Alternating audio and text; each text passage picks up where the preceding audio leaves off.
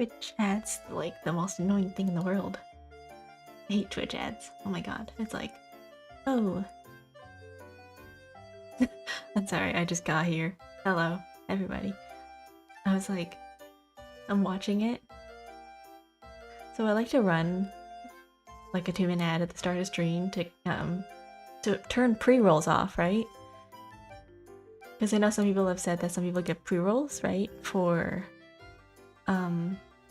I don't know, how long are pre-rolls usually? Like 2 minutes? Sometimes. Depends. Sometimes I've had pre-rolls for like a minute. I don't know why, but some people are like, oh, I have pre-rolls for like...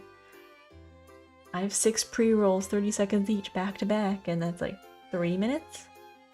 Okay, if you were coming into a stream and your pre-rolls are 6 minutes, like 6 ads long, I don't think that's a pre-roll. I think they're running that.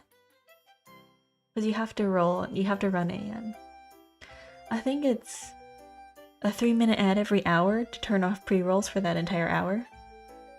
I roll like a minute 30 and it turns it off for, I think, I don't know why it says this, but 49 minutes if I run a 2-minute ad. Which I'm not sure how the calculations work, because it's like if you run a minute and a half, it turns it off for like about 30 minutes or like 33. I don't know how the calculation works. It's really weird. Anyways, happy Lunar New Year. I have my red envelopes here. I said today I wanted to play a game, but I don't know what game I want to play. I really want to play Fields of Mystery. I like the I want to go mining. I want to go fishing. Oh my god. But I don't know. I don't know what else to do. Maybe I just sit here. Maybe I'll just like talk. No, like I always do. Maybe I kind of like, a part of me wanted to get web fishing when it was like a thing, but then before I went to go get it because it was on sale, right? That's when all the things about hackers came out, and I was like, eh. Like, I didn't want that to happen. Like, I didn't want somebody to like join my private room and like be toxic or something, so I was like, maybe I'll not do that. I don't know if they fixed it or not, but like looking at it, I was like, I don't know, right? So kind of hard. Ooh, I don't know. I could play. I have this thing where I'm like, you know what? I think I'm like done. I like playing Genshin, but I'm not sure I would do that on stream, unless it was for a like a little mini event, or to do like runs, like if I would actually like be playing combat rather than going through story quests, because story quests, you're just sitting there through dialogue, and I don't want to put the people through that. What else? I was looking at my games that I have, and I was like, you know what? My games are either two things. They're either like really random mini, like I call them mini games, right? Really random indie mini games, or like I don't know, slice of life games, I guess, where there's just fantasy. How else would you describe? I've got games like farming games and like Bear and Breakfast, where it's just very like building, basically building simulators, versus games that are just really random one-shots. Like I have this game called what's it called? Like something to home with you? I don't know. Hey, why do I have 2 notifications going off at the same time? What is this? Hey, thank you for the follow. Welcome. Hi, Fate Circus. How are you? Oh, nice. We reached our follower goal of 240. Nice. Oh my god, I almost said Merry Christmas. I'm thinking of the games that I'm playing. I don't know. I just sit here. I do this every single stream where it's like this time of day where I'm like, you know what? I should play a game. And then I sit here and I'm like, nah. I just end up talking. I just yap. I yap the entire way for like 2 hours and I'm going like, oh no, it's too late. Maybe I should go to bed. I don't know. I love your voice. Thank you. Thank you. I don't know. I've gotten used to my voice. But, you know, I don't hate it. You know how some people, they're like, oh my god, I hate the sound of my voice. Like, I think I've conditioned myself out of it because I just solely, I've Pavloved myself. I listen to my own VODs. For hours, like, I watch my own VODs when I'm at work, so... Instead of music, I watch my own VODs. I just, like, I don't watch it, but I listen to my own VODs. And I'm like, ah yes, this is what I sound like normally. It sucks. It was great. Because then I'm my worst critic. I just sit there and I'm like, man, why are you sitting here in silence? Why did you say that? What are you doing? Yeah, I don't know. Or, I don't know. I've gotten used to it. You know what's so funny? I feel like my voice changes depending on what day it is. Because some days it'll be like this, and then some days it'll be a little bit lower than normal.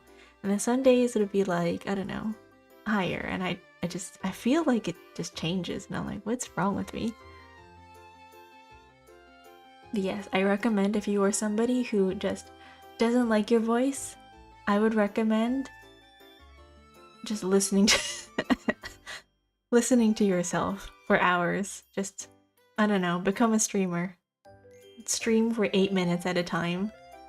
Not 8 minutes, sorry. Stream for like 2 hours. And then listen to yourself and be like, wow, am I entertaining? Or do I just like listening to myself speak? You know? For me, it was both. I was like, I don't like the way I sound, but I like the things I say. I think personally, I have this policy, you know? If I wouldn't watch myself as a streamer, then I'm not doing something wrong. I'm not doing something right. So, if I'm somebody that I would watch myself, like if I was not myself, right, and I saw somebody who was doing similar content to me, would I watch that? And if the answer is no, then I need to change. I want to be what I want to see, you know? Hey Nitro, how are you? Welcome. Happy Lunar New Year! It's the year of the snake. 2025, wow.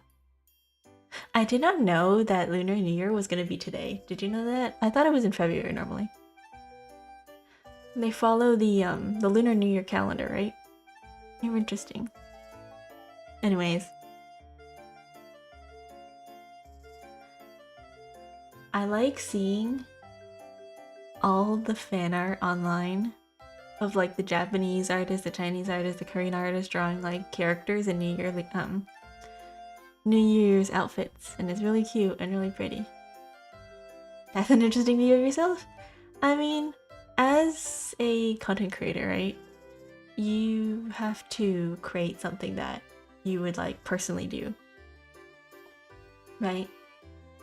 So if I was, I don't know, if I sat here in silence, dead silence, and just stared at like the screen and played games, I don't know. That's not something that I would do. That's not something that, like, I don't know, I would watch either. And that's not something I think other people would watch. Unless you have been streaming for like years and years and years and you were like the top, I don't know, top #1 Valorant player who just doesn't talk in games, but a really good gamer and people watch that, that's fine. But if you have nothing, I think if you, it's like a triangle, you know? Like you either have to have like really super good skill, or you have to have like a really entertaining personality, or Or there just has to be something really interesting about you. Like whether it be like unique content or whether it be maybe you have an interesting gimmick, like appearance or the way you run things or the way you do things. You have to have like at least one or two of those. You cannot, it's really hard to have all three. That's something that I found. Ooh, speaking of that, oh my god, I forgot what I was gonna say. I forgot what I was gonna say. What do I sound like? I don't know. I was like, okay, first of all, I don't know what I sound like right now. I need to fix my audio again, because I turned off like 2 of my filters, and then this is what happens. You cannot hear me snapping unless I'm actively talking. But I'll like tap something on my desk and you guys can hear that. Which is weird. I don't know how my audio noise canceling thing works, but that's weird. I don't think it's like a negative view. I think it's pretty interesting. Or thoughts that I've had over the past couple of years of just streaming, you know? Not streaming consistently, but on and off. I think this year I've started to take streaming a little bit more seriously. Not in like a, ooh, I'm gonna make this a full-time job, but like more of a, I want to do better, right? Like maybe I'm gonna just dedicate all of my focus on this hobby. Guys, don't become a streamer. It sucks. You will spend more money on it than you ever like make back, but that's fine as long as you're having fun, you know? Which I enjoy. Also, I think I've saved a lot of money too, because I make everything myself, not including the model, but like everything else.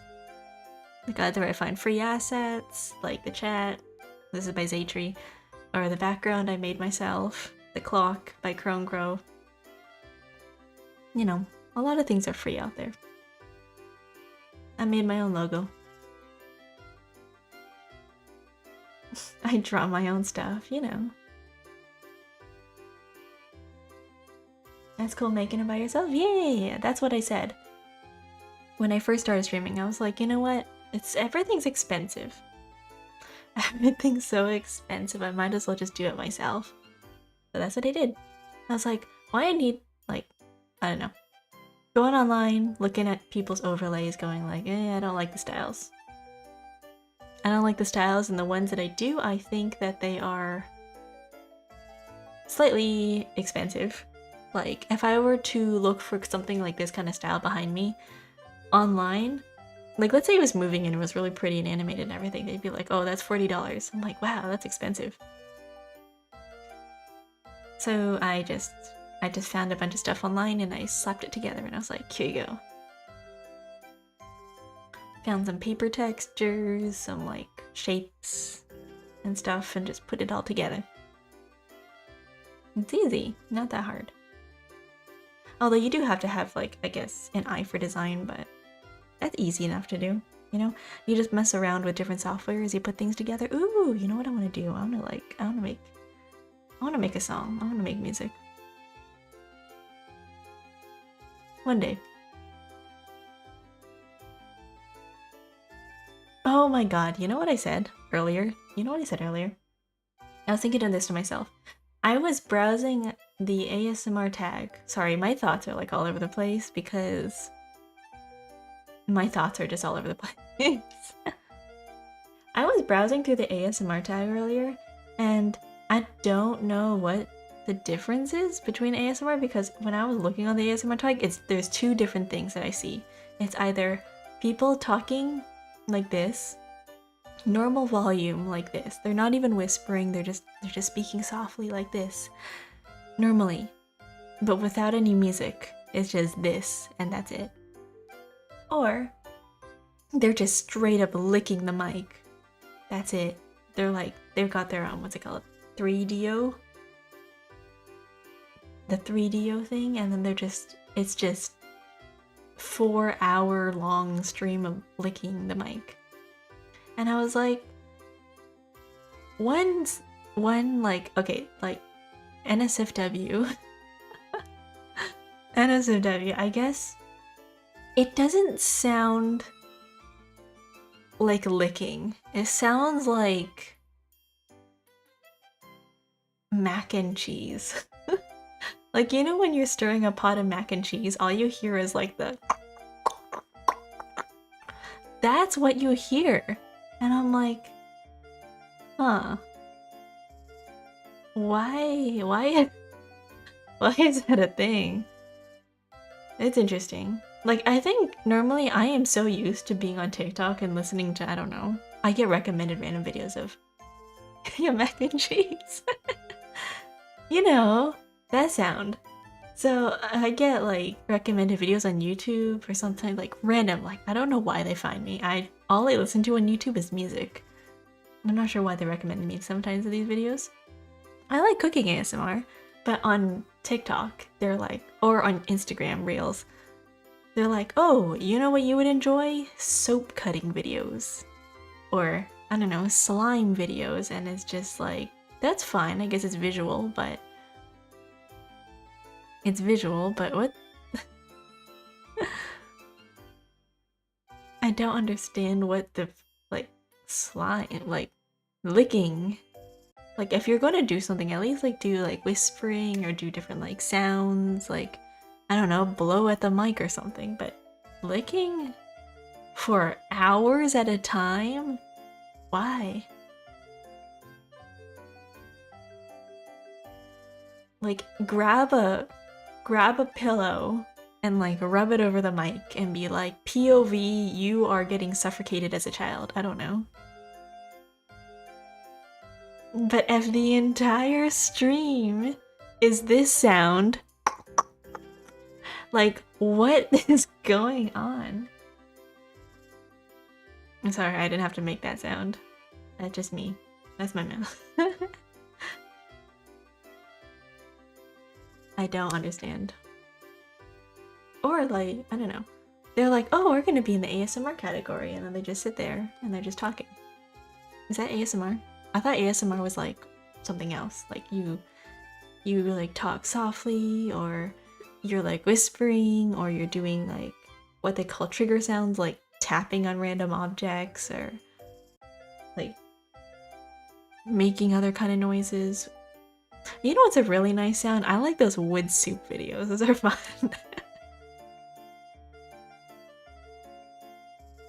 I passed by. I can't handle ASMR of any kind of. I can't bear it at all. I don't know why. Honestly, same here. I don't like ASMR, but I like watching it sometimes. Like if it's cooking ASMR where it's just like the quiet sounds of baking and stirring liquid and all stuff like that, like I like watching that. I like recipes. I like cooking. And it's just, you know, no voices, no audio, just cooking. Straight up cooking, that's it. I'm fine with that. If it's just sounds of baking or like making desserts, I like watching those. But when it comes to like, hey guys, stuff like that, I don't watch that. I don't like sounds of whispering. I think it sounds a little bit forced. I'm okay with like softly talking or like, I don't know, singing, but I rarely see ASMR of that kind. Although I do like occasionally, I don't know, I like watching the wood soup videos. They're kind of fun to look at.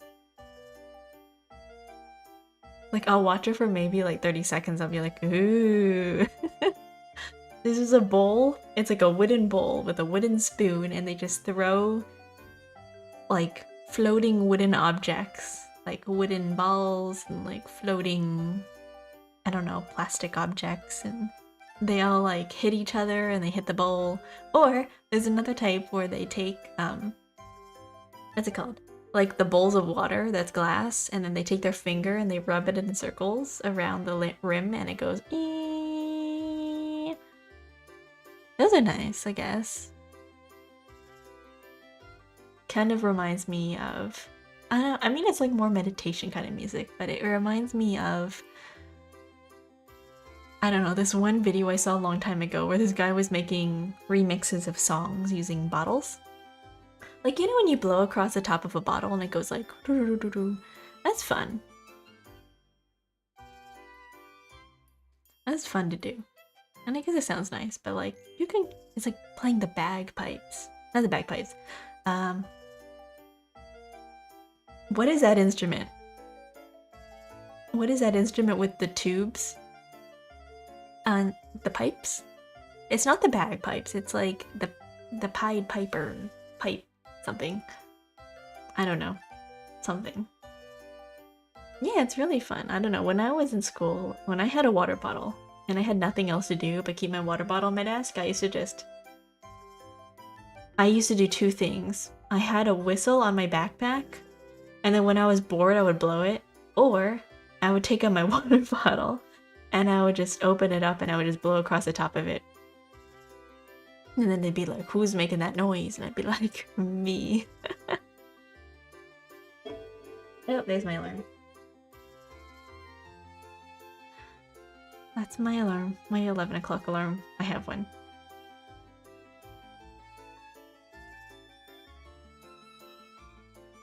Anyways. You know what I got today? You know what I bought myself? I bought myself this like worm. Not a worm, but like it's like this, I don't know what they call it, like a tangle toy. It's nice. It's like a really long ring and it has all these little joints that rotate. And then you can pull it apart and it becomes like a really long string, and then you could like rotate it and like twist it around itself. It's kind of fun to play with. I was like, you know what? I need to get something to do with my hands when I'm streaming, because sometimes when I'm streaming, I sit here and then I don't know, I start like playing with random things on my desk, and I was like, I need to get something like actually to do, not just not just like, I don't know, break stuff on my desk or like pick at a corner of the table. I need to get like it's something actually to like fiddle around with. I cannot, I don't know. Maybe I should have just like picked up one of my stuffed animals and just started like kneading the thing. Get like a stress ball or something. Our time is completely opposite. Sometimes I just forget that other countries at different times. Are you on the other side of the world? Are you on the other side of the world? Is it 11 a.m. for you? That's so exciting. I love people who live in the future. Yes, it's 11 p.m. over here. I am in EST time zone. The burger hours. Unfortunate, but that is how it is. 11 a.m. Wow. You're like in the future. Yeah, like in the future. Wow. Or are you in the past? I have no idea. Wow. That's kind of cool.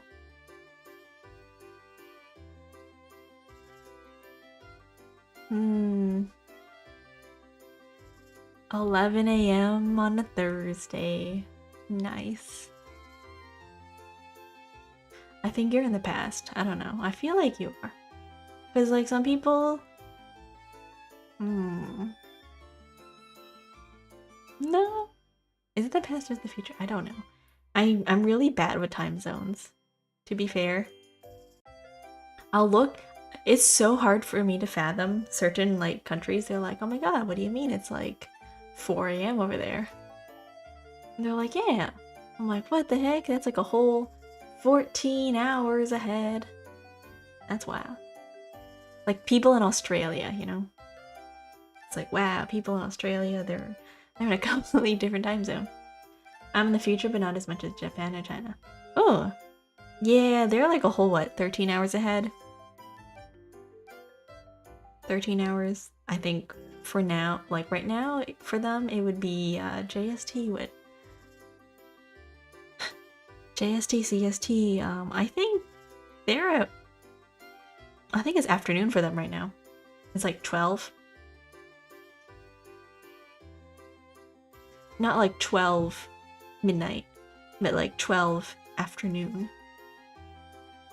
For me, they are 2 hours ahead, so 13. Yeah, I was right, 13 o'clock.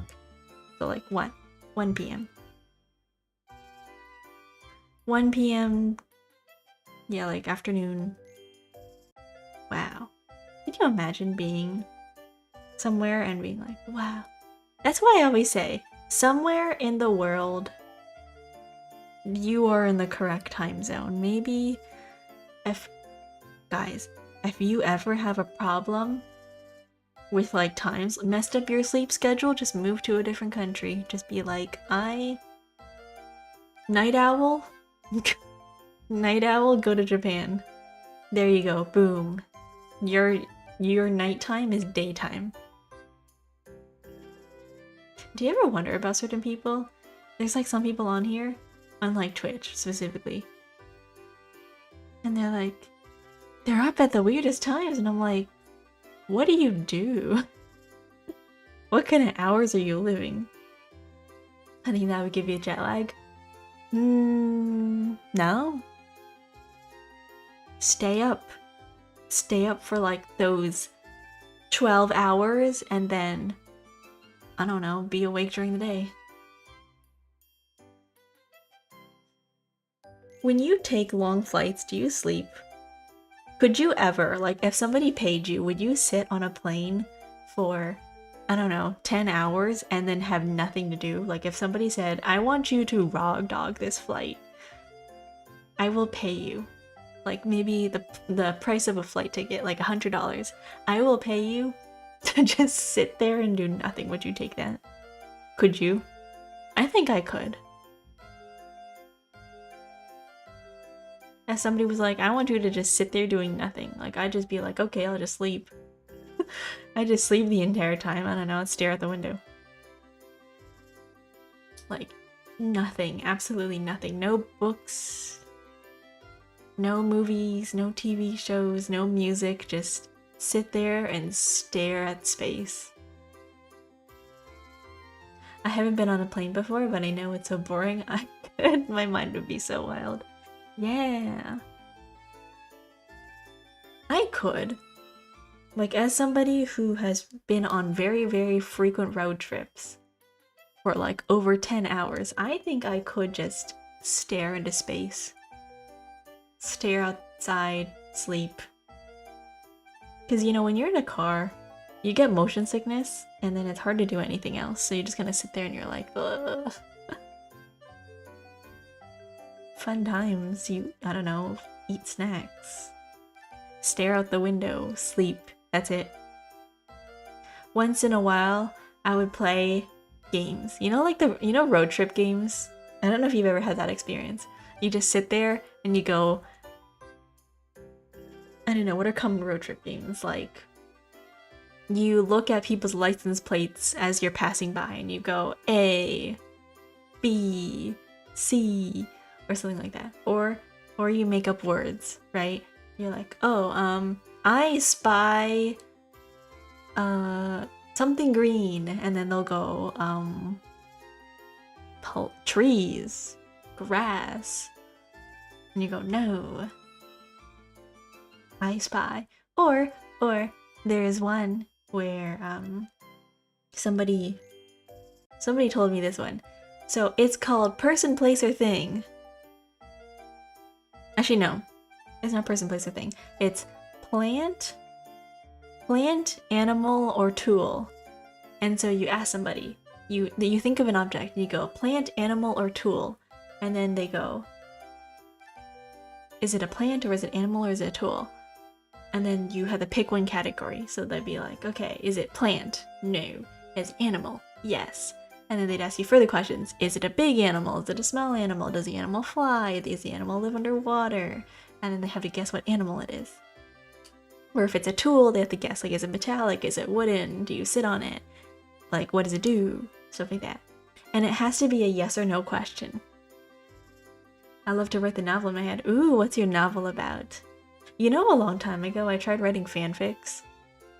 And they didn't turn out well. I'm really good at coming up with ideas, but I'm really bad at, like, writing. Oh my gosh, I can tell you guys about this one. I wrote a webtoon. I wrote a webtoon a long time ago, but I never finished it. I wrote out like the prologue. I wrote out the first 3 or so like long panels. Like they are very long panels, but I think like webtoon panels, very long. But I never finished it. I have a draft out. I know what the general outline of the plot is, but when I sit down to write like dialogue and stuff, my mind goes, because I don't know how people talk. I don't know how people interact. It's so hard, especially with the setting I chose. I chose like 16th century wartime fantasy world, and I'm like, okay, first of all, I don't know how like guys talk. Sometimes about love that can't be completely, or maybe someone who tries to find the meaning of life. Ooh, cool. Yeah, I can talk about my webtoon that I wrote. It's basically the story of, it was supposed to be for a short webtoon contest. Very, very short. So like 10 chapters, essentially. So the original story was about this main character who meets like another character, and they're from very, very different backgrounds. And one of them's like, he's a noble, and then the other one's from like a poor family. So they meet each other when they go to war, they get conscripted, and then the whole story is just about, I don't know, war. It's depressing, I know.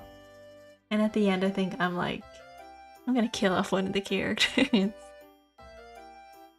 But it was meant to be like a story about friendship and like a commentary on like growing older and the future and like hopes and dreams. It was interesting. I always read philosophy books. There's so many deep ideas inside my head. I think that's good. Have you ever read Plato?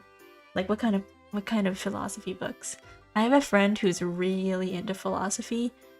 Like the whole id, ego, Carl Jung, and Plato and Socrates and all that. Which I had to study that for ethics classes and whatever in school, but like whole religions and stuff, but I don't know, it's kind of boring. I like the ideas of stories, but I don't like when they just ramble about things. I just love the idea that, you know, Plato back then, he was buff. There are stories of this dude, he was buff as heck. His side name, instead of Plato, they called him, he had a nickname, he was called the Rock. And nobody wanted to argue his debates because of how, I guess, ripped this dude was. He was just built. So people were kind of intimidated by this guy, but can you imagine in all of his stories, right? He is the student to Socrates. So imagine this real buff dude trailing after and writing down the stories of his teacher. And is just like some dude who's super tall and super buff. You're like, yeah, that's Plato. I lean more into Asian philosophy. Normally I read anything that I'm interested in at the time. Cool. Ooh, like Asian philosophers like Sun Tzu and like Confucius and stuff like that. I don't know how to pronounce those names. Confucius? Like ancient Chinese poets and like history books and stuff like that. There's a lot of them out there. Interesting. I think there's a lot of very funny stories out there. Like no matter what history you're in, no matter what era, I think there's always something very interesting. Like the whole what's his name? Sun Tzu. There is this one part in his novel, I think The Art of War or whatever it's called, or like Tales of the Three Kingdoms, where he was writing about one of his stories during like one of these battles. What he did, he won a lot of battles. This dude was like the king of BS. A lot of battles he won just solely through just sheer audacity, just sheer balls. Because one time, they were raiding this town, and then they were like, oh, I have barely any troops in this town to defend it. What I'm gonna do, I'm gonna sit on the wall outside and I'm gonna have all my men stand outside with me. So that when the troops arrive, it looks like I'm just like super, I don't know, strong or whatever. And it worked. The guy came outside and he was like, oh my god, what is he doing standing on top of the wall? He looks very intimidating and I bet this is a trap. And so the guy got all in his head and then he retreated because he was like, oh, this can't be it. This can't be it. This can't be everybody there. This is obviously a trap. And so they left. And then they won. Yeah, and another thing I study, everything that appears in Fate. Ooh. The gacha game that turns King Arthur into a girl. That is like, Nordic? Irish? Is it Irish? King Arthur is... I think it's Irish? Swedish? No, it's like some...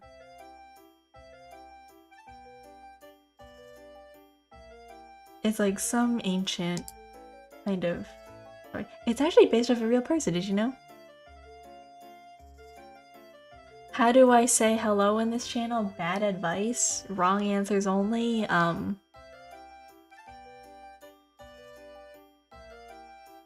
You're muted.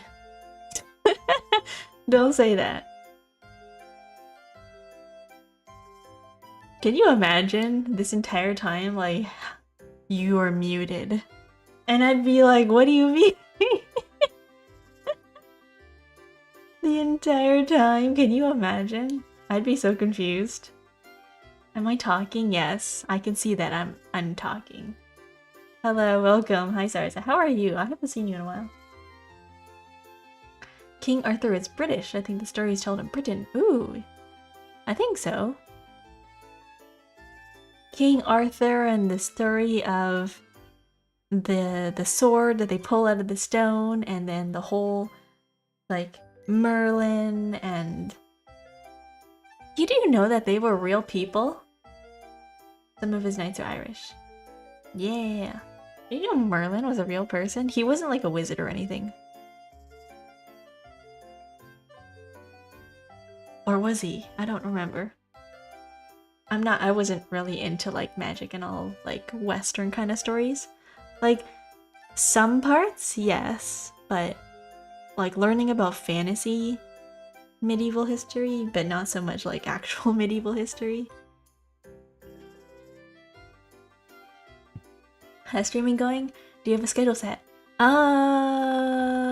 Good question. My schedule is set where I take the days of the month. Right now what I've been doing, I take the days of the month and then just put things wherever. I know very definitely that for this next couple of months, I can tell you right now, I will not be streaming on Sundays and Mondays because I have school on those days. Not Sunday, but I have to wake up early.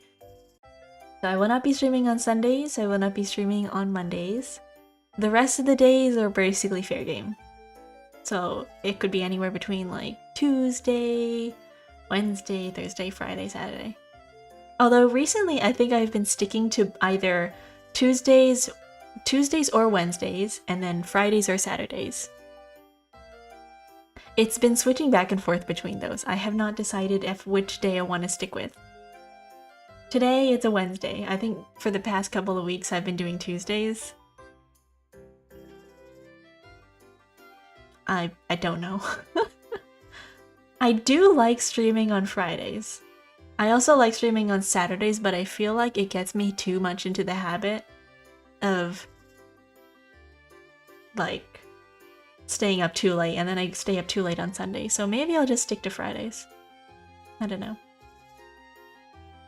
Maybe I'll stick to Fridays, and maybe I'll stick to, like, if I want to space it out a little bit more, maybe like Tuesdays or Wednesdays. I don't know.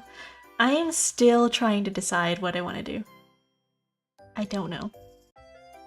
But yes, I do love like fantasy from all different countries around the world. Oh, quack. I love reading fantasies from all over the world. I used to check out books at the library of like fairy tales from different countries around the world. So like I'd read stories about like fantasy, like, you know, Aesop fables. I used to listen to like Germany fables. I used to listen to fables in like ancient Rome, ancient Greece, like the stories of like the myths, the mythos, like Mount Olympus and the gods. Also like Asian fables, like they have like Hinduism, Indian, Egyptian, stuff like that. Also, very, very awkward moment for me, but like, so you know how right now there is this anime coming out right now called Germany fables are really concerning for me. I know, there's a lot of them that just involve death. A lot of them involve like oddly cutting off limbs.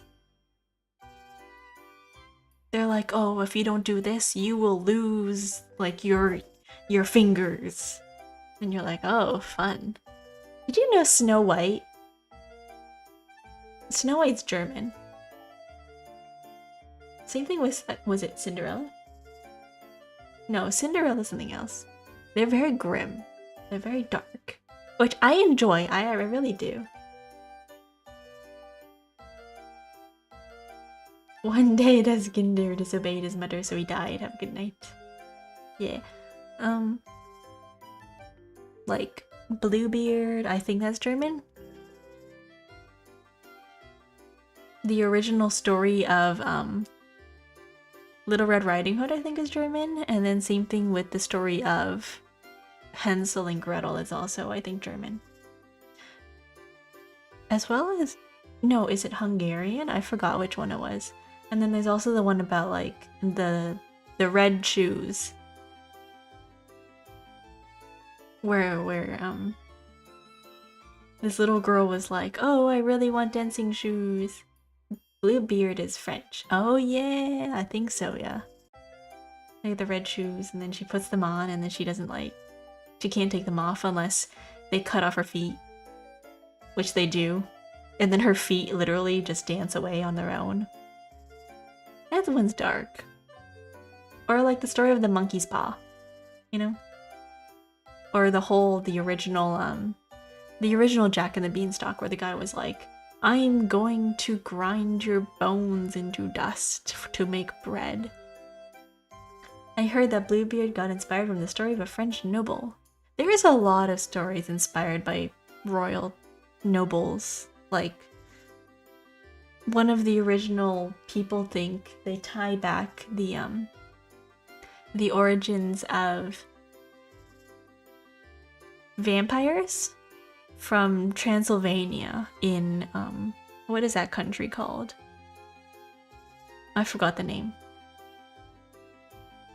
Romania. The original stories of Transylvania and vampires, Dracula, comes from Romania, and that is also inspired by Catherine the Great, also known as Catherine the Bloody, who apparently had a history of basically kidnapping young women and just killing them for their blood. Which is interesting. Hey, recommendation, what bad game you recommend? A bad game I would recommend.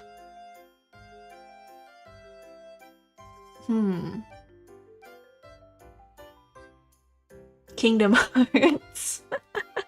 Kingdom Hearts, the entire series. It's not a bad game in that it's bad, but it's a bad game in the fact that it's long. It's like super long. I'll go buy it right now. It's gonna take you forever to finish. Don't do it. The game never ends. It's just forever ending. The storyline just goes on and on and on.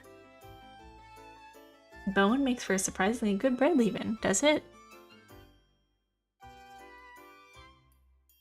Hi Gerda, how are you? What was I talking about? Oh yeah, there's actually a lot of really interesting Japanese, like, they call them yokai, like mythological creatures, which is why I always say my favorite anime is Natsume Yujincho. It's so nice, I love it. Anyways, what was I talking about earlier? Oh, yes. I was looking at Apothecary Diaries and I was trying to look up like ancient history of China. Just chilling back from overtime. Oh, nice. Yay. Having a good day at work? How's it going? You know, I was reading online the history of eunuchs. I don't know how to pronounce them. Eunuchs? Eunuchs? Eunuch? How do you pronounce that word? Anyways, you know when they would castrate men to be inside the inner walls in China? I was looking at the historical process of that because I wanted to know. Very interesting politics back then. The reason like how they pick people and why. Very interesting. So anyways, I was like reading through articles at work about it and then my boss comes up behind me and she goes, "What are you looking at?"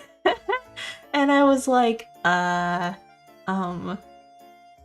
castration techniques they did back in like early like 900 BC China. And she was like, oh, cool. Have you ever heard about like the sacrifices, like the blood sacrifices to the Mayans? And I was like, kind of. Anyways, very interesting things they did back then. Ooh, so I will tell you guys a little bit about what they did back then to make eunuchs. So eunuchs are men that they would castrate to be inside the inner walls. I don't know why. I think it was just like a fact of... what's it called? For this... I don't know. Why did they do that? Probably because they wanted their women to be pure or whatever. No contact. So what they would do is that they would pick young men who were, some of them were from families of officials, so they weren't like educated people, they weren't like peasants, but there were some like occasionally, once in a while, they would have some people who were technically like out there on the streets, who I guess through sheer effort, they were like, I want to work in the inner wells because, you know, it's a good, they have good work hours, they do have like, there's chances for promotion. You know, some people like working the corporate life. You get a lot of, you get time off, you get a good salary. You basically get like a pension when you get dismissed. It's nice. So some people wanted that. Especially when you were living on the streets or like you were from like, I don't know, the second or third son of a family and you weren't going to inherit the business, so you would be left with nothing. So some people would just be like, you know what, I'm just going to go work for the kingdom, you know, for the inner court. So that's what some of them did.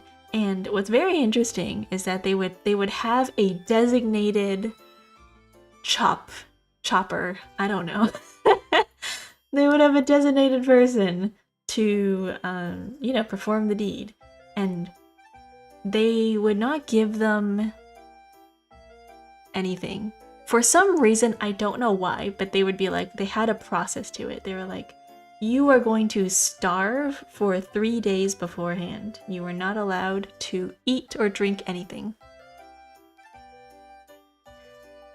Nothing at all. And so by the time the day comes, they would lay them on a table and then they would like, I don't know why they did this, but they would stare at the guy, like the person doing it would stare at them in the eye and they would look at them and they'd ask them, is this something that you really want? And if they showed any hesitation whatsoever, they would get kicked out and they would be told to never come back again. They were basically allowed no second chances. Like you had to make a commitment and you had to like not regret it. And so that's what they would do. And then afterwards, after they would do the process, they would take the thing and then they would put it in a tube and preserve it because for some reason some of these people, they believed in the afterlife. So they believe that if you died without it, I don't know, something about like your essence or whatever, you would be reborn as like non-masculinity or something. It was really strange. They had strange beliefs. But that's what they believed in. So some people would steal them from other people. It didn't have to be yours, it just had to be a part. So they would steal that from other people. They would steal it, or some people would sell it, like if they really needed money. But most of the time people just stole it. But yeah, they would keep it afterwards, and then it was like really precious to them. They had to put it somewhere safe. And so, and essentially, they would actually have to, after that was done, the healing process took like a couple of months. I think usually a total of like 2 to 3 weeks. But essentially in that time period, they were not allowed to eat or drink anything. So some people, once in a while,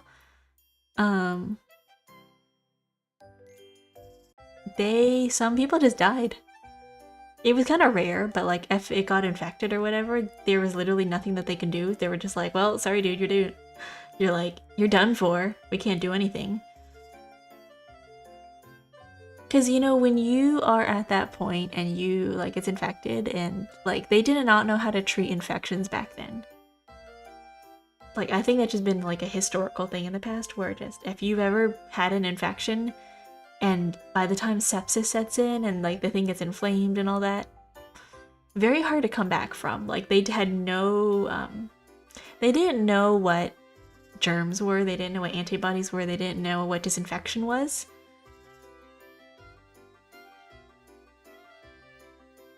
And so that's why back then, like, a lot of people died from infections. Like, you would get a wound and they'd be like, well, we just gotta amputate it. And eventually, like, they did have periods where they were like, well, you know, maybe we can pour... They did find out, like, if we pour a bottle of alcohol over this thing, or if we pour, like, you know, we disinfect things by, like, boiling water. Like, hot water or, like, burning the wound to, like, cauterize it. They did eventually learn things over time, but they didn't know, like... They did it for not, like, reasons for disinfection, right? They did it because they found that when that happened in the past, by accident, the person ended up surviving. So they were like, okay, well, this happened, that happened last time, and it worked, so let's try it again. So, interesting, right? Like, I know back then, they would be like, oh, we'll drink alcohol because alcohol numbs the pain, and then we'll just take whatever's left over and pour it over the wound, because, you know, why not? And then they were like, wait a minute, this actually helped, this does something, this works, and I think that's how they discovered alcohol, like as a disinfectant. Hello, welcome! Hi, Daijin. VT, welcome! How are you? What are you up to? What you doing? I'm just yapping. We were just talking about castration. Hello! Happy Lunar New Year, guys! We're talking about ancient China and, like, the whole inner court politics and all that. Ooh, I do really like... Do I know all the zodiac animals in order? Do you know the story of the zodiac animals? Do you guys know the original story? I believe it goes rat, ox... Oh boy, I don't know if I remember all of it. I know the first three. It's like rat, ox, something... rabbit? Tiger? Something... Yeah, the rat and the ox. Yeah, tiger. That's a tiger. The cat isn't actually in the original, like, the original New Year. But apparently in Thailand or Vietnam, they do have the Year of the Cat. They have, the cat's on there, but for some reason they don't have another animal. I forgot which one it is. And then it goes dragon... No. Rooster, and then dragon, and then snake, and then they have...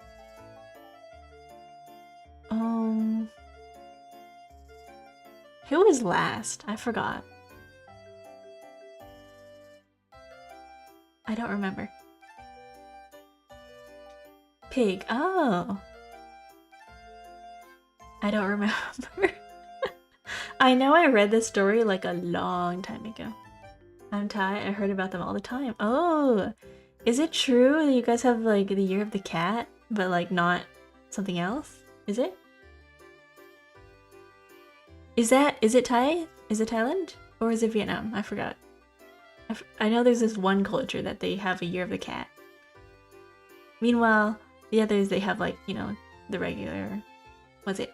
Snake, tiger, rooster. Snake, tiger, rooster. Wait, I'm gonna list them out of order. Rat, ox, tiger, rooster, snake, dragon, rabbit, pig. That's 8. What are the other 2? The ox. That's the cow. There's the rat. There's the I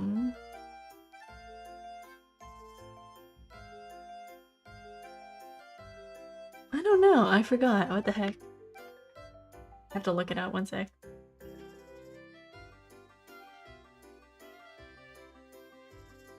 Oh, no. Monkey. The monkey and the sheep and the horse. Yeah. Vietnam, Thai doesn't have a cat. Ooh.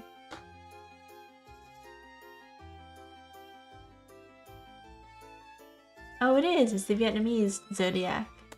They have the year of the cat. Do they have like an extra animal or something?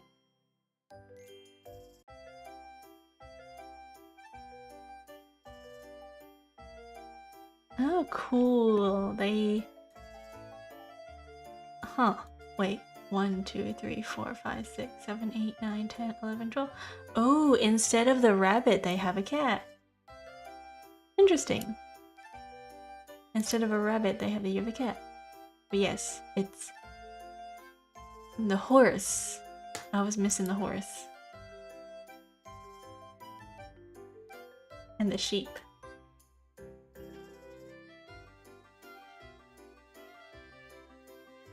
Oh man, I want New Year's food. It's so good. In Thai, if you don't have Chinese bloodline, it isn't a big deal. You don't even have to know about it. Yeah. I guess. I mean, like, most Asian countries celebrate Lunar New Year, right?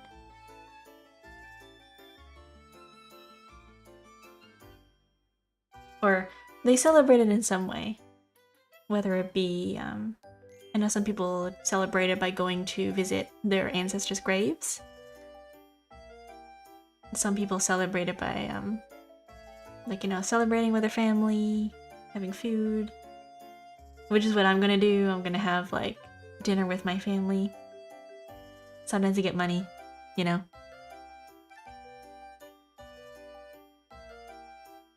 Or I used to, a long time ago. But I don't know about now. That used to be a thing when we were little. Red pocket, yay, red pockets. Red pockets, and then they would have, we would have seafood and noodles. I want mochi, I really want mochi. I don't know why, I'm like... I had hot pot the other day, it was so nice. I'm not sure, but I think all East Asian do. Yeah. Yes, it's an East Asian thing to just have food for holidays, I guess. Snake.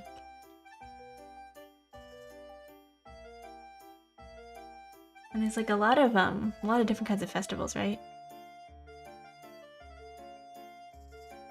Very interesting. I think, I don't know, I always like learning about cultures and different things around the world. Like the whole, like the paint festival in India. It looks fun.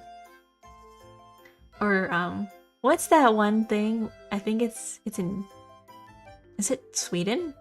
They have this giant roll of cheese that they roll down they have a giant wheel of cheese. And they roll it down a hill and they have like a cheese festival. It's so much fun. Or in like I guess in Mexico they had like Dios de los Muertos, like the Day of the Dead. Or how in Where is that country that has this soap festival? Where like they cover everything in like soap? I don't know what country that is. It looks fun.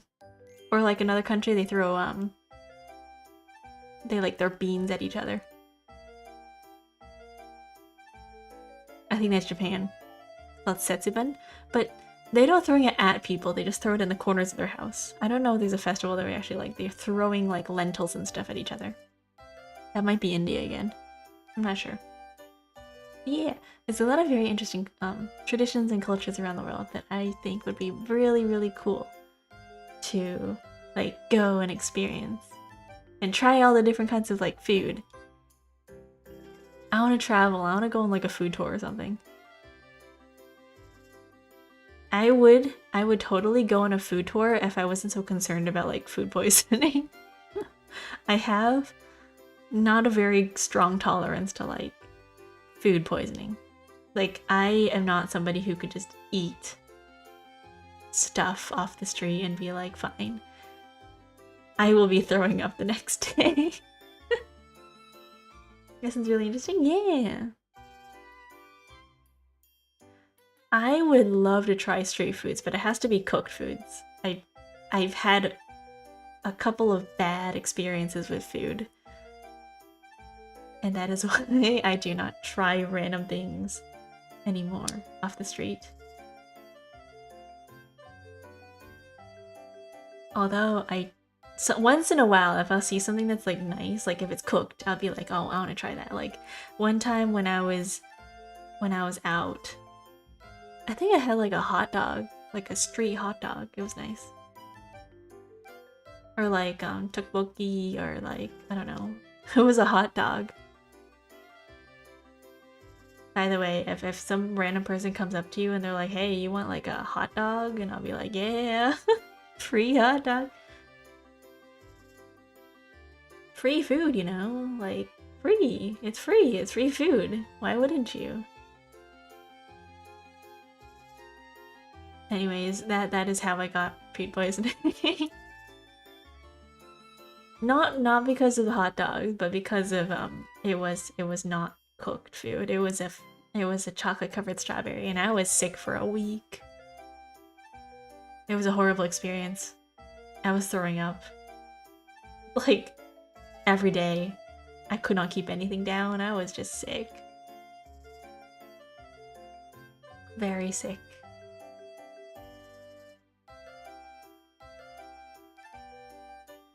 Although, I don't know. I still really want to like try different food, because I see videos of people like, you know, the whole there's like this YouTube, like people go on YouTube and they film like, oh, I went to this food place and I'm trying all the different street foods and stuff like that, and then they wander around different countries and they try all the street food. That looks so fun and looks so delicious. Like I like watching videos like that, and it looks really good. But at the same time, you watch them prepare the food and you kind of go,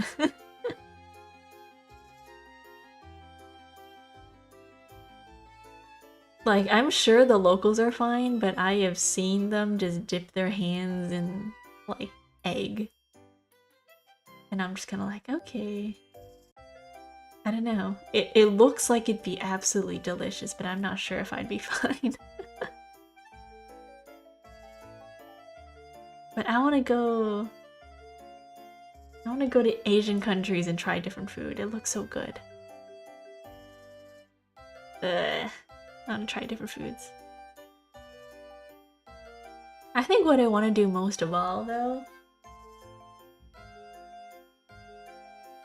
I just want to try, like, I want to go to cafes. I want to go to, like, fancy places and try different desserts. I think that'd be really interesting. Or to go to, like, bars and try, like, their specialty cocktails. I think that also sounds really fun.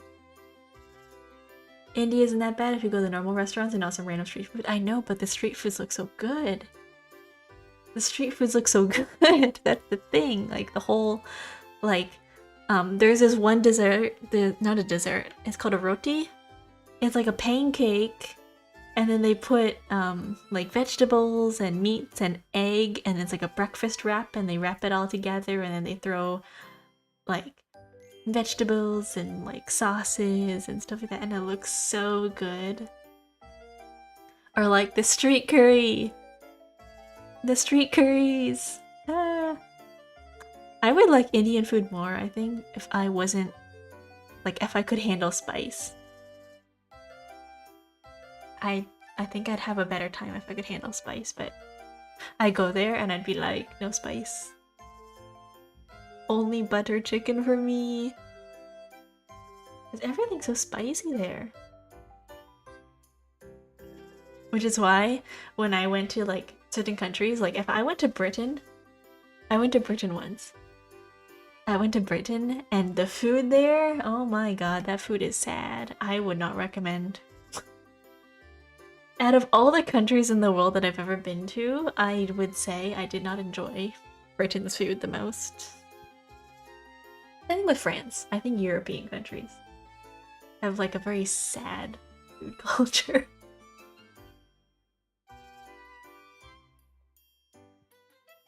Don't like, when I went to Britain, all the food that I had there was not British food. I had, we went to an Indian restaurant like almost every single day, because just when you go to a British bar and it's all just the only thing on the menu: mutton, fish and chips, steak and potatoes, shepherd's pie, steak, and that was it. And they like, local delicacy, fish and chips. And you're like, great. And it's not even good fish and chips. They hand you like a plate of like the most greasiest fish ever. Maybe it's the bar I went to, but it was supposed to be a fancy bar. Not nice. And you're like, oh boy. Or you go to France. I mean, France isn't that bad. Everything's just kind of expensive there though. They're like, we've got pomme de terre and I don't know, crème de fromage. I don't know, stuff like that. And you're like, wow, so fancy, but it's really just cheese. Cheese and bread. More bread. More bread. They had a lot of bread there. It was really interesting. Though I will say that they have really nice pastries and candy. Like dessert-wise. Nice. French desserts are really good. But then again, you just look at it and you're just like, oh man, this is just... It's a lot of butter. They have like... Everything is just butter or cream and cheese. Ooh, you know what's also really good? Like, clotted cream. British tea time is next level. They've got real nice scones. You ever try going and having a scone at anywhere else in the world? Their scones are dry, but you go to British tea time and their scones are nice. Their scones are super good. They're like, you have it with the clotted cream, and basically clotted cream is like, it's like a heavier version of whipped cream essentially, and it's kind of like, I don't know how to describe it. It's like whipped cream, but a little bit more like milky, but also thick. I think they mix, it's like sweet cream, like they take cream and they whip it to make like whipped cream, but then they also add like a regular, like more cream afterwards to make it kind of like liquidy. And then they add sugar. It's really good. I don't know what they put in there, but I was like, man, this stuff is good. I love clotted cream. I was like, this is great. Clotted cream with strawberry jam and scones. Ugh, delicious. My god. British tea time is delicious. I could like... I'm not so much of a... Well, I do like tea, but not British tea.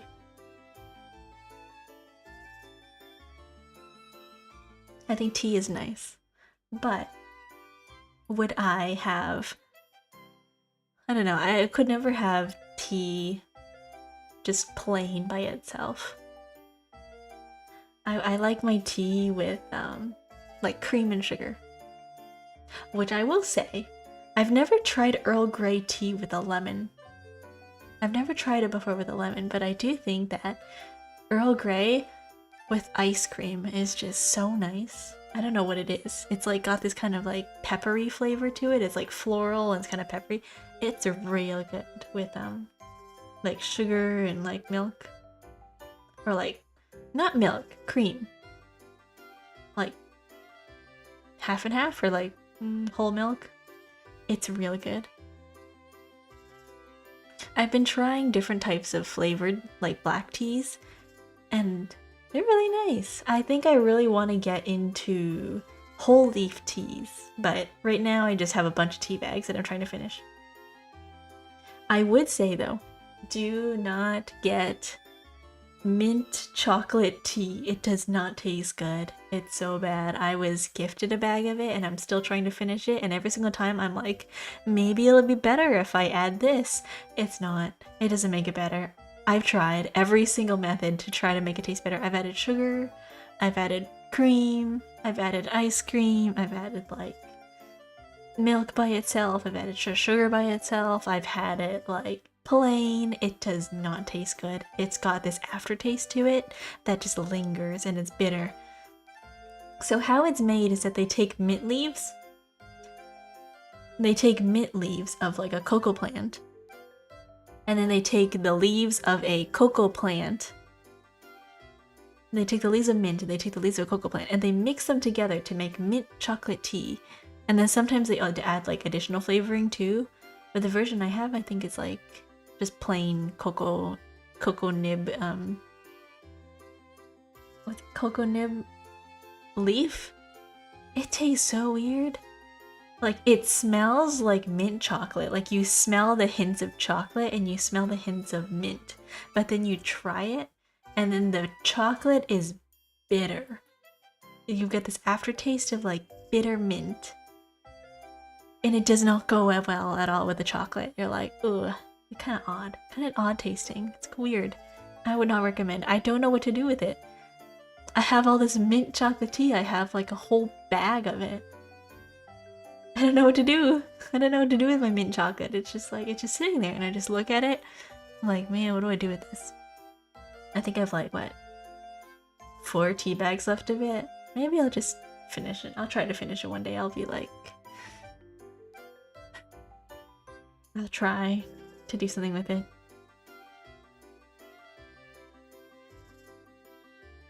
I wonder if I could, no, I don't think I could put into a cake. It would taste weird. But yeah, I want to try getting into like whole leaf teas. Like I want to be fancy one day. One day I will get a really nice glass teapot with like really pretty glass cups and I'll get whole leaf tea. I've always wanted to try getting one of those whole buds that you put in the water and they expand into like a flower, like a chamomile. Like a chamomile tea with the flower that opens up and it's like, ooh, that's nice. I think that'd be really, really pretty to look at inside a glass teapot. That's one of my fantasies. I was like, I want to have just a nice, I want to sit at a cute little table. This sounds gorgeous and luxurious. That is what I want to do. That is my, I don't know, one of my dreams. My fantasies. You know it's sad when your fantasies is just, I want to have a pot of tea. I want a glass teapot and I want to sit, I don't know, by a window somewhere and I want to have like a little nice cup of tea with a book. Or maybe like a thing of watercolor and I want to just draw or read with my pot of tea, with my flowers, and I'll be like, oh, that's pretty. One of these days, one day, not today, but one day. I don't have a glass teapot or anything like that. So I will just settle for tea and a thermos. Yeah, I've always wanted to get into whole leaf tea. They always like loose leaf. I think it would taste better than like, you know, tea bags. I want to sit in a grass field with someone I love. That's my dream. Oh, that's so cute. That's so nice. I hope you get to do that too.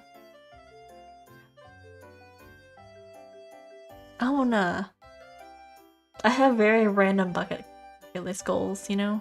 One of them, I'm like... Well, one of them used to be I want to climb a tree. But then I tried climbing a tree. I did accomplish that goal. And then I was like sitting up there and I'm thinking, this is going to be very hard to get down. And I was essentially just stuck up there for like 2 hours. So... Being in tree, fun. Sitting in tree, fun. Getting down, not so much fun. I was like a cat stuck in a tree. I was like gripping the thing, like, oh my god. I don't do very well with heights. I know it's very ironic considering I am a bird, but like... I don't like not seeing the ground.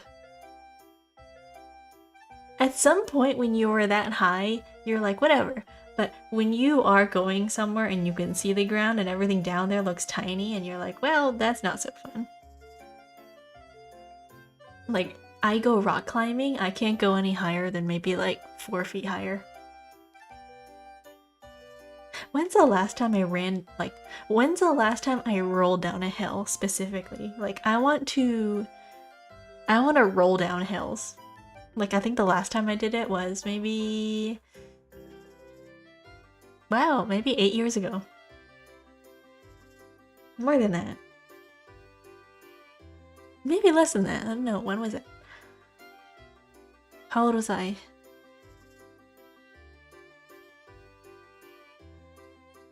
Six years ago.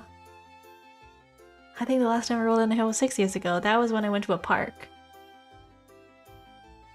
I want to roll in the grass. That's what I want to do. I want to roll in the grass like a dog. That just sounds so much fun.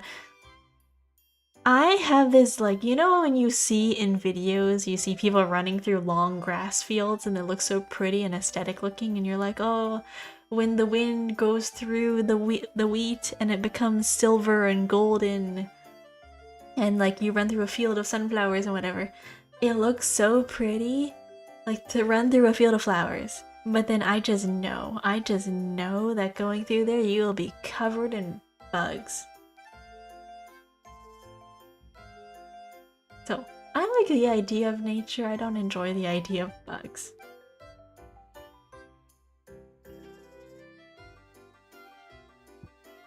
If I had the power, I don't know, if I ever lived in a world of magic, this is what my fantasies consist of, guys.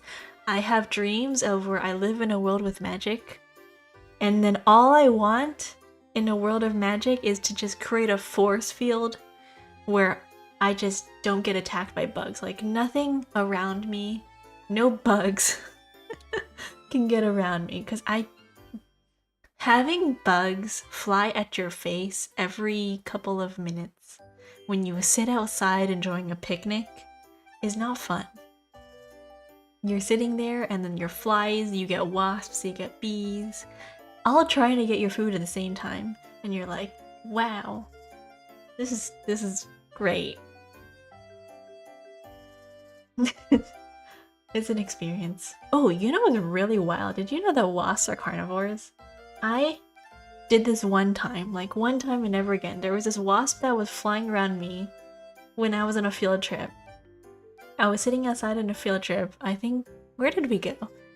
I think we went to a science museum.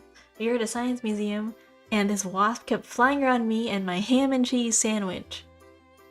And so what I did, I was like, man, this wasp won't leave me alone. So what I did, I took a tiny little piece of ham, I ripped it off my sandwich, and I threw it away. Like, I threw it into the grass, like a little bit far away from me. I watched that thing fly over to it, pick it up, and fly away with it. And you could tell that thing was flying away with it because you see in the air, there is just this wasp flying with this tiny little speck of pink in the air. And you're like, oh my god, it's flying away with my ham.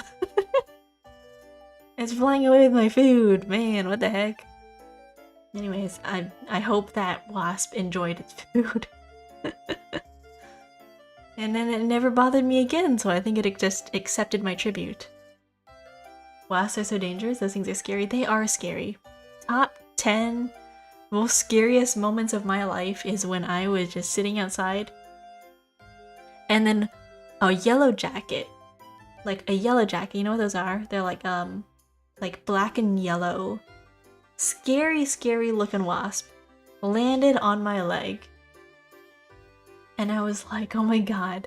You know when wasps land on you and they just sit there and then you can see them just thinking about stinging you and you're like, I cannot move at all. Until this thing goes away, because you don't want to provoke it. So at that moment I was just sitting there and it landed on my leg and I was just like, I just froze. I just like sat there and I was staring at the thing and I was like, But luckily for me, like some random stranger walked by and I was like, hey, there's this wasp on my leg, can you like get rid of it? And they were like, sure. So what they did, they just took their hand and they literally just like brushed it off and they like walked away. And I was like, yeah.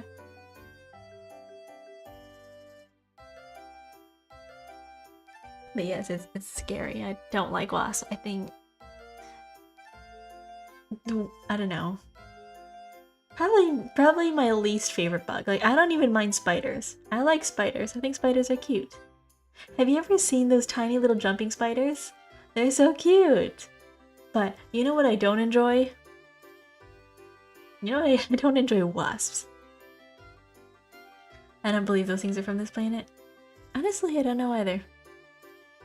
Oh, you know what just popped into my head right now? Can you imagine flying crabs? Do you know the scientific phenomenon of like crustification? Where when an animal goes to the deep ocean and they become crab, they grow 6 legs and claws and then they go, yup, this is the peak of evolution. I am going to be crab. Encrustification. Can you imagine if those things gained the ability to like evolve into crabs on land and then flew? You know how odd that would look? You know how interesting that would be? Like, I don't think it would happen because in order to maintain that kind of body, you would need a harder exoskeleton and like to be able to draw enough oxygen to support that kind of body weight, especially when your body is all like super hard. It's kind of hard to maintain that oxygen and that body weight at the such size that they are. It's a little bit difficult. But can you imagine, like, if there was an insect out there? Maybe there is one insect out there in the world that we don't know exists, but it does.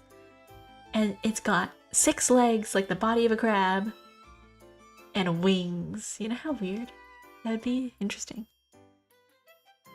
Yeah, but flying crab sounds so tasty. If spiders were larger, do you think they would taste like crab?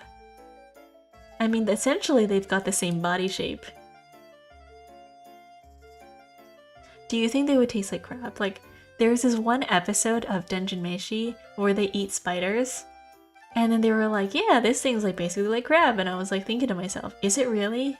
Do you think it does? If spiders were huge, like, you know those giant I keep thinking of crabs. You know those giant spiders from Australia that are size of dinner plates? What are they called? Like King Goliath spiders or something like that? Like the bird eater spider. They are huge. Look up pictures. I don't know. If you have arachnophobia, don't do it. But they are huge. They're like the size of giant dinner plates. They can get up to, I think, 14 inches long, wide. Very, very large spiders. If you cook those, do you think they're edible? Do you think you could like pull apart their little legs when you cook them? And they taste interesting? Do you think they're edible? Do you ever wonder, like, do you think someone's tried to cook them? Because somewhere in the world, somebody looked at certain types of things and went, I'm gonna eat that. Right? How do you think they discovered it? Like, who in the world looked at, I don't know, turtles and was like, I'm gonna eat that thing? Or somebody went out there and was like, I'm gonna eat this alligator. I'm gonna eat What else is there? I'm gonna eat like worms. I think the first person would be Tired Chinese furniture. They, I guess. I mean, they don't. They'll cook anything, I guess. You never know. It could be from anywhere. I don't think it's specifically them. I think somewhere in the world somebody just said, I'm gonna try cooking it. Which, it is true, you know? You can eat anything once. Only once. There are certain foods that you can only eat once, and then never again, because you'd be dead. Like how, I guess you could technically eat a poison dart frog, but you wouldn't survive. Do you ever just wonder? Like, maybe if somebody said, oh, this food is a delicacy, it's so special and amazing. Like, there is a food out there that is literally called rocks. That's true and hilarious at the same time. Yeah, you could eat lava, but only once. There is a food out there that is literally rocks. There is a street food where they serve you a plate of rocks and you're supposed to just stick the rocks in your mouth and then suck the flavoring off of them and then spit them back out and then give them back to the person to just like add more flavoring to. And it's just, that's the meal, that's the food, you're eating rocks. And why? Somebody out there was like, you know what? Instead of putting this on an object that is edible, we're gonna put it on rocks. Like, at least, I don't know, put it on a cookie or something. I think poison dart frog can be eaten safely. I think they're poisoned on the skin, not the meat. It would have to be taken apart very, very delicately. Like fugu. Pufferfish?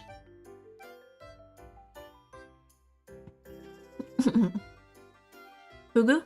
Pufferfish? Poisonous. But only one specific part of it. The rest of it can be eaten, but you have to be very careful. And apparently, a lot of people die apparently every year because of improperly prepared pufferfish. Which, I'm not sure why you would do that, or why would you take the chance. Is it really that good to risk your life for it? Or is it just merely a sake of curiosity, like, I just want to try this really poisonous thing once in my life? It's a fish of deadly gacha, yeah, it really is. Maybe they want to risk their life. Oh, new reality TV show idea. We get an amateur chef, and we have them prepare pufferfish. And we just serve them to people and be like, one of these was prepared by a professional chef of 10 years, and the other one was prepared by some random dude named Joe we found in the street. Close your eyes and pick. And worth a lifetime, yeah. And they'd be like, well, which one would you like to try? You know, it's for people who are, I don't know, the people who enjoy gambling with their life. Or it's like how some people looked at, what are they called? Uni? Sea urchin? And they were like, yeah, I'm gonna eat that. And they did. They like cracked them open and they were like, wow, it's like creamy on the inside, but also kind of salty. Interesting. Somebody out there was like, yeah, I guess it looks good. I've never tried uni before, actually. I've never tried it. I don't know what it would taste like. I've heard that it just tastes creamy and salty. Like a durian, but like real salty, I guess.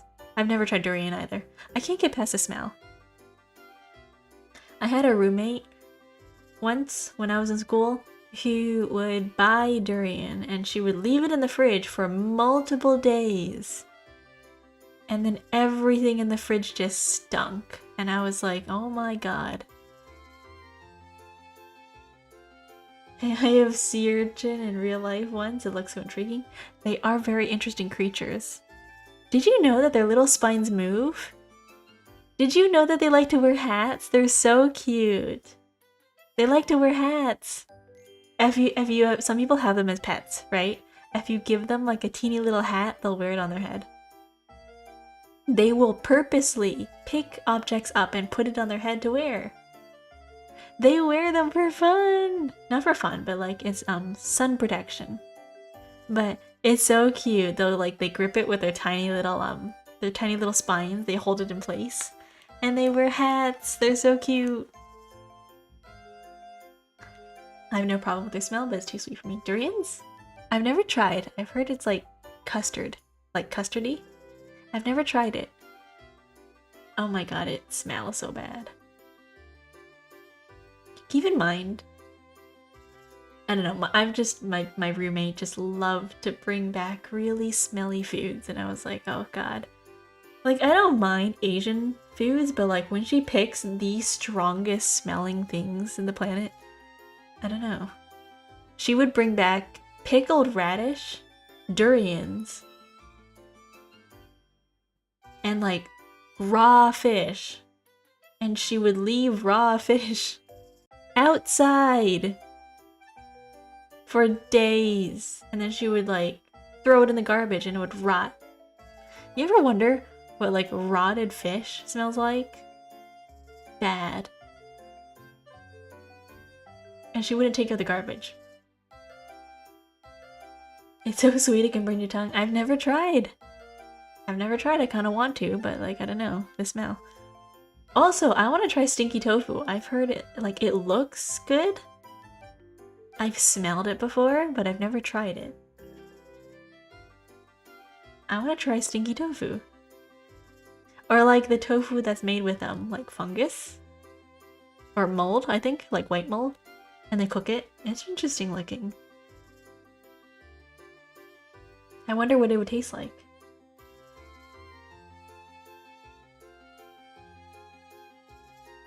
Or like, or I think once in my life, I want to try oysters. I don't think I've ever tried oysters before. Or escargot. I want to try escargot, like snails. I think that'd be nice to try. I don't know. There's like a lot of foods that I think I want to try once. At least once in my life. Like, if I can get past the idea of like, oh, it's a snail. You know? Like if I just close my eyes and be like, yeah.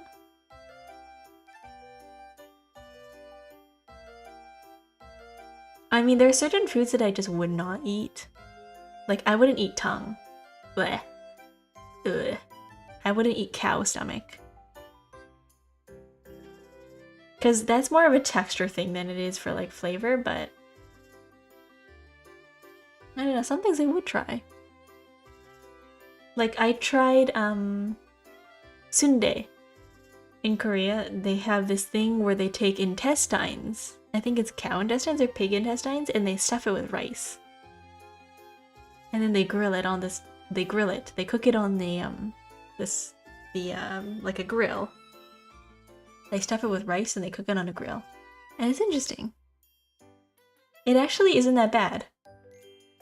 Like, if you pretend that it's not intestines. Which, technically, if you have sausages are intestines. I have tried it all that, and we eat it almost every week. Ooh! I don't know. I don't know, I don't think I would try it. Like, liver, heart, brain, I don't know. I don't like organ meat. Like, just looking at it, and I'm just like, ooh, it kind of... I don't know, I don't think I would enjoy it. Like liver? Liver or tongue or, like, cartilage and stuff like that.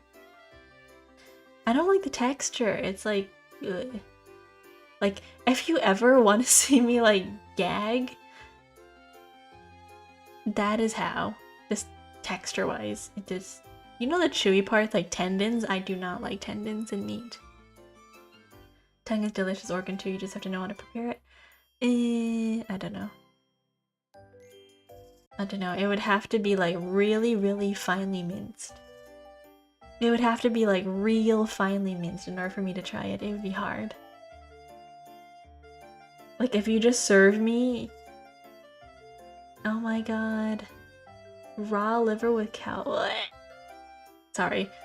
Oh, I don't think that would taste good. I think that would be like bitter. Ugh. Ugh. Raw liver. Ooh. That sounds like it would taste bitter. Like real bitter. I don't know. I don't I don't think that tastes... I don't think that sounds good. Like, I think I would try... It's very bitter but delicious, really. I think I would try maybe like pig's blood soup. You know how they have like a pig's blood soup? That is a thing. I think I would try that maybe like once. Like I would try a little bit of soup, just a little bit of blood. And maybe like clotted blood, but I don't know about raw meat, raw organ meat specifically. It reminds me of this one TV show. There was a US TV show called Fear Factor, where I didn't quite like the concept of Fear Factor, but what their concept was that they would take people and invite them on the show, and they'd be like, well, you are going to try all of these like, ooh, exotic and scary things, and if you do it, we will give you money. And some of the exotic things were like, you know, literal cultural foods, and some of them were just straight up odd. Maybe Thai people are weird because we could eat anything with alcohol and sauce. Yeah. Like one of them on there was like, oh, here is a pig's brain, but they didn't add any flavoring or anything. It was just straight up a steamed pig's brain with nothing else. And they were like, you have to eat the whole thing. And if you do, we will give you $10,000. And the person was like, sure. And then they tried it and then they like gave up halfway through. And it's like, you're gonna give something to somebody, but you're not gonna give them it like in a way that tastes good? I don't know. I feel like you're just setting them up to fail. Or like they would make people, yeah, like bland and fatty, and I remember looking at it, it was cooked, it was like literally steamed or boiled or whatever. It was just a gray piece of matter that just straight up looked like a gray brain. And I was like, okay, I don't think that would taste good. They didn't add any flavoring, it's just straight up a brain. Like, why don't they flavor it? I don't know. I guess it would detract from the appearance and like the fear factor or whatever. But yeah, that show was just about, I don't know, making people do odd things. From sticking your hand in a thing of spiders, or letting snails crawl over your body as you just lie there for 10 minutes. Normally you have to deep fry it. Ooh, interesting. Or like going skydiving, or one of them was like eating balut, which I don't like I don't know, some part of it in the back of my mind when I was younger was like, I don't know why they are portraying certain people's cultural foods as like, oh, exotic and like scary and like low-key kind of gross. And then the way that people would react to it was like, oh, ew, scary, I cannot believe that I'm eating a raw, like, whatever. And it's like, well, somewhere out there, I think that is like somebody's daily cultural food. And the fact that you're calling it like, ooh, odd and like exotic and like, I don't know, weird. Which I do get. It is unusual, but like foreign, exotic, ooh, weird, freaky, like kind of odd. Not that that would be something that I would try myself, because that's just, I know myself, like I know there are certain kinds of things that I will not eat because of texture wise, but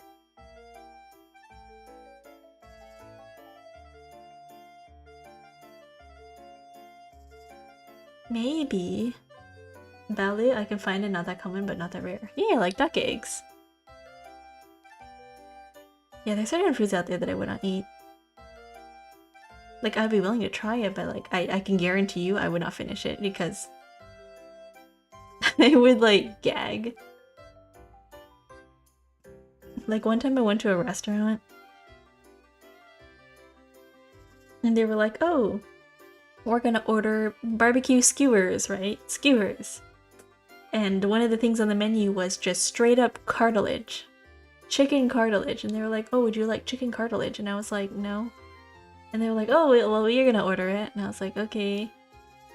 And it's just straight up like, it's just straight up cartilage. It's just crunchy on a stick. Cooked. And I'm like, why would you want that? You're just eating the crunchy parts. And like, what? And I remember trying a piece and I was like, it's just the joints of like an animal and you're just chewing on it. It's just crunchy, that's it. It has no flavor, it's just texture.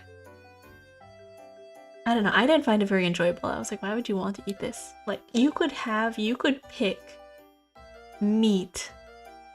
Actual meat that's nice. Like, you know, there's so many different kinds of cuts of meat, but you picked cartilage?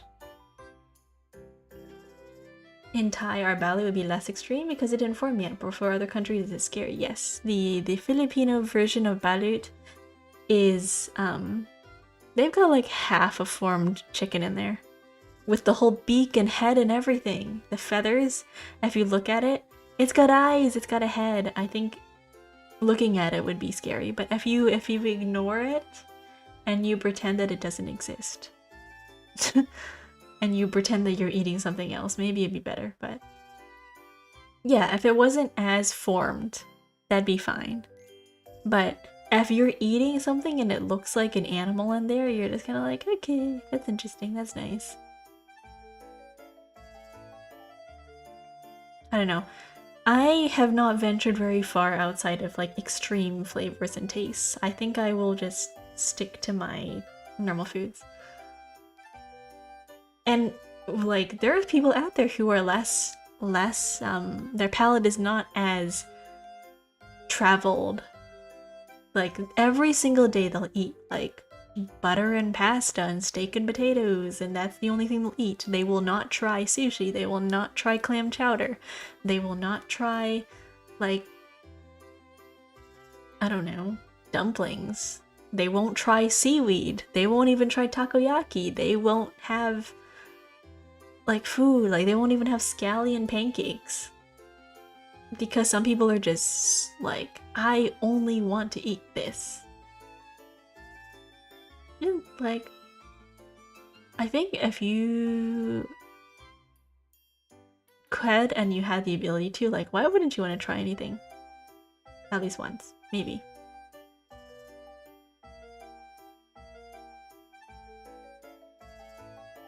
Or,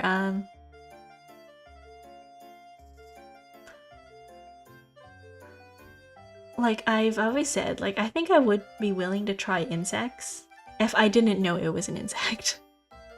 Like, if you took, I don't know, ground cricket powder and you put it over my food, would I know? No. Would I care? I don't know. Probably not.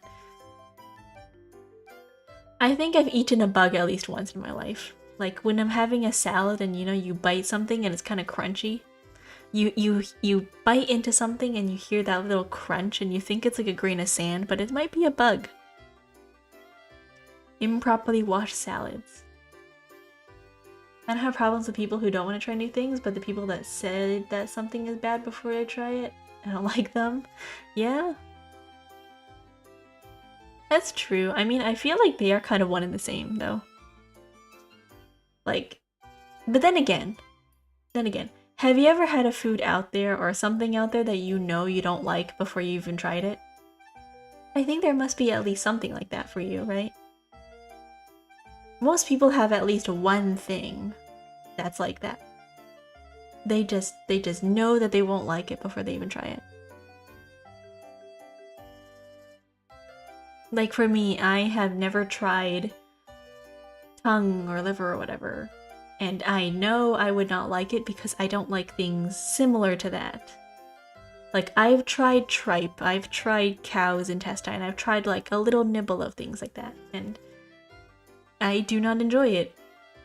I've tried cow stomach and I was like, ugh, no, I don't enjoy that. So I know for a fact that I would not enjoy tongue or something similar.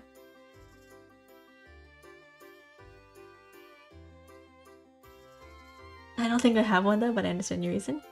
Really? Yeah, I guess there's people out there who are willing to try anything. Or like, it doesn't even have to be like food-wise. It could be like things that you would do. Like, I don't know, things that you're afraid of. Like, would you go, I don't know, would you go deep sea diving in the middle of the ocean? Like, pitch black ocean, not even close to a coral reef, like out there, where you swim over the water, you look down, and you see nothing but darkness. Would you go swimming? Would you go diving? Right? It doesn't have to be food-wise, it could be experiences. Like, would you go deep diving over the ocean? Would you go skydiving? Would you go, I don't know, cave spelunking? Would you go, what's it called? Like when you go into like really deep caverns, really tight, narrow spaces, and like, I don't know, crawl into tiny little crevices and caves. Which I feel like that would be a nightmare in its own, but would you do it? If you've never tried it before? The only thing I'm scared of is heights, so I won't do anything that's to jump from a high place. Skydiving. I think I want to try skydiving at least once. I want to go in a hot air balloon. I want to go in a hot air balloon. That's what I want to do. I want to... maybe not skydiving, but I want to go like parachuting or something. But then again, skydiving is like parachuting, so maybe that'd be fun. I wouldn't go bungee jumping. Like, I'm fine just falling from the air. I don't enjoy the fact that you go down and then you get sprung back up by a string, and then you go back down and you go back up and down and you cannot stop. Because at least when you're skydiving, you have a parachute. You have a parachute, and then you just kind of drift down slowly and you're just dangling in the air by like this giant tarp. And it's fun because you're basically like a solo parachute. Or like, not a solo parachute, you're like a hot air balloon. You're just kind of dangling from the sky. And you look down and you're like, oh, look at the view. And you just, if you're scared, just look up. You know, if you're scared of heights, just don't look at the ground, just don't look down. Look straight ahead, look at the sky, look at the clouds. But bungee jumping, I don't think I would enjoy, because like, I don't enjoy the feeling of being tethered to something upside down and then being bounced upside down like a ping pong ball. I don't know, I don't think I would enjoy that. Driving, I would love it deep in the dark. Just like emo face. Diving. Really? I don't know. There is some part of me that gets a little bit scared when I'm out in the ocean. I would have to stick to like corners, like where with the where I can see the sand be, like the sand beds. Cause I don't know, it's kind of, there's just a part that's like, wow, this is deep, deep water. Although I do kind of want to try, what's it called? Freediving? Freediving once? I want to get like a freediving license so I can go swimming. I think that's always been cool, like to go snorkeling or deep diving, but being able to hold your breath and going like to like really deep pressures, like minus 40 meters without a tank. I think that looks so much fun. And being able to like depressurize your ears naturally, I think that'd be cool. Free diving is so extreme but really fascinating. It is! I want to try that. It looks so much fun. But that's because I see a lot of people who are professional mermaids. That is a profession, you know, professional mermaids. And they do that. They go out and they go freediving.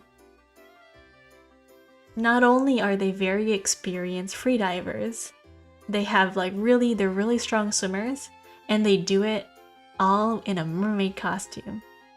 So their legs are literally bound together and they are freediving down there in the ocean. And it looks so cool, it looks so fun. That's what I want to try. I think it'd be so cool.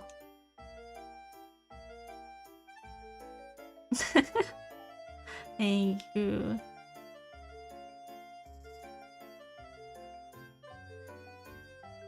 I think it'd be really cool, don't you think so? That's cool.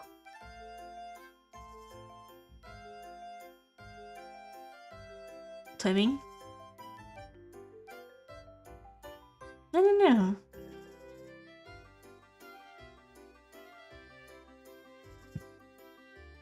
Oh, I'm new to Twitch. That system's really cool. I have a lot of cool redeems. I actually have a lot of really cool redeems, so yeah.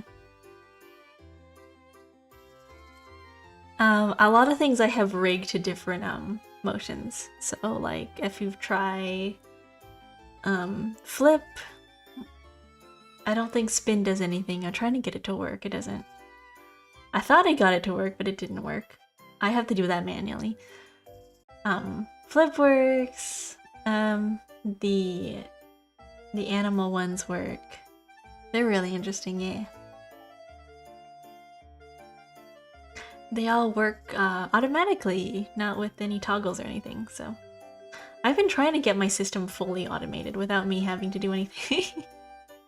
Because I'm kind of lazy. I'm like, you know what? It could do itself.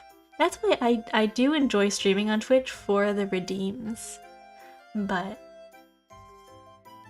I haven't been much on YouTube. Although I am co-streaming on YouTube right now, but not so much other things. I'm still trying to figure out YouTube. I think YouTube needs to improve its like system. I think if the moment YouTube adds, I think, channel redeems and like animated emotes, I think they would instantly win over Twitch. Because that's the reason why a lot of people like Twitch, is because of its affiliate channel point system and how integrative and interactive it is with stream. But with just straight up, YouTube is just straight up streaming. You're just there and there's not much to do. You're just like, yeah, I'm here, people chat, and that's it. So that's one thing I do enjoy about Twitch. But yes, it's two different communities, I think. Like, people on YouTube are very different from the people on Twitch. Understandable, I don't think YouTube would do anything like that soon. I think that they have a non-compete clause with Twitch. Like, if YouTube implemented something similar, maybe they would sue Twitch over it. No, Twitch would sue YouTube over it because they were like, oh, maybe we are the only online platform who's allowed to do this. Maybe. I don't think they would do that too. Because YouTube seems to want to have something dedicated to converting videos straight from like long form format to like videos itself, rather than like the streaming culture that Twitch has, I think.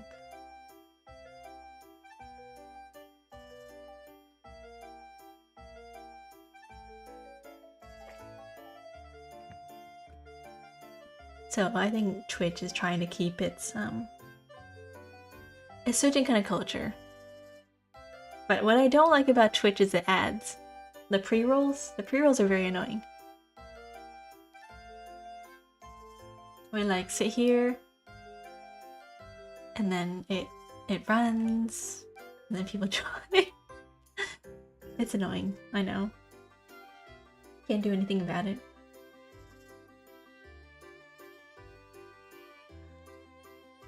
Anyways, it is like...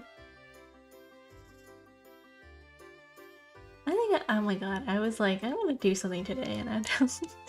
Anyways, my next stream is gonna be on Friday. I think. Yeah, Friday. Oh my god, an ad is starting in 3 minutes. Go away. Yeah, my next stream is on Friday. I will be playing Fields of Mysteria because I want to play Fields of Mysteria. And I was gonna play Fields of Mystery today, but then I was like, eh. I don't want to do that like twice in a week, so I will save it for my longer stream, which will be on Friday. I do this every single time where I just sit here and I just talk. It's great. I like it. I like sitting here chatting. Some people are... I die and the ad is Thai while I was watching English stream and I'm very overwhelmed because it changed too fast. Oh. Bilingual struggles. I don't know. I've never been that proficient at a language where I have to like switch between languages. Unless it's like I'm actively trying to translate something. Like sometimes I'll like, when I'm bored, I'll be like, what is this word in this language? Like, what is this language in French? What is this language in Japanese? What is this language in Mandarin? What is this language in Korean? I don't know. And so like to test myself, I'll just once in a while be like,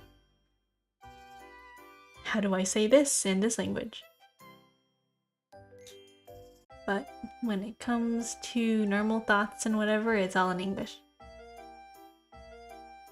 I've been English speaking for so long, I'm basically just monolingual.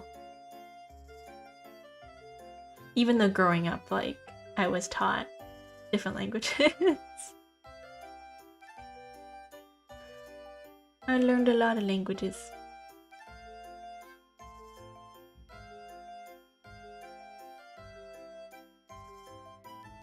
Which I think is good. I kind of wish I stuck with it more. I wish I was like fully bilingual rather than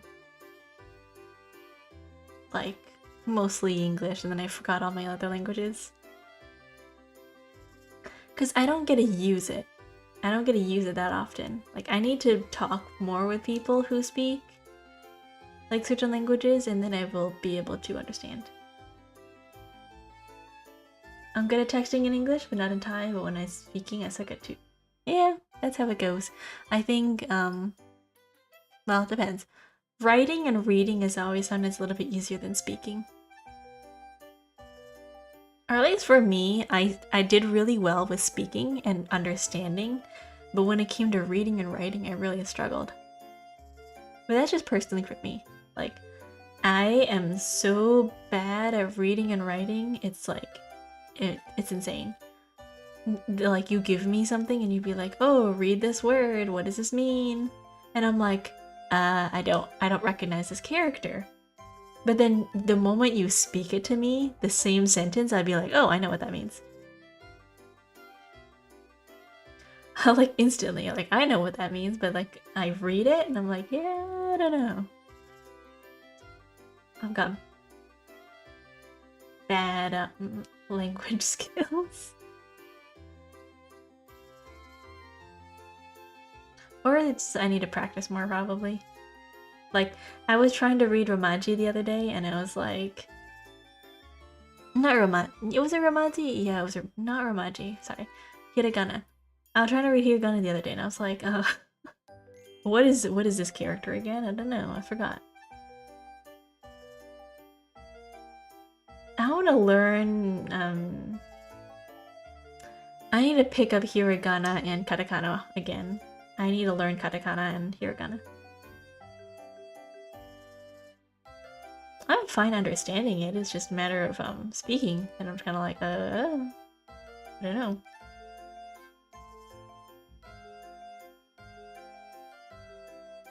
I'm trying to get my little. Sorry, I'm fiddling with this thing right now in front of me. I'm trying to get my little rope thing to like compress. Oh, there we go.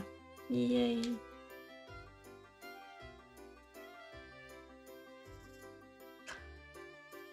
Okay, it is... What's going Oh, I'm going to go to bed. I have to be up tomorrow at like 7. I will be streaming again on Friday. I'm gonna go send you over to Cappy. One of my very cool friends. Thank you all for stopping by. Yeah, good night. Thank you for stopping by. I will catch you guys on Friday. Uh-oh. I will catch you on Friday. See you then. Good night.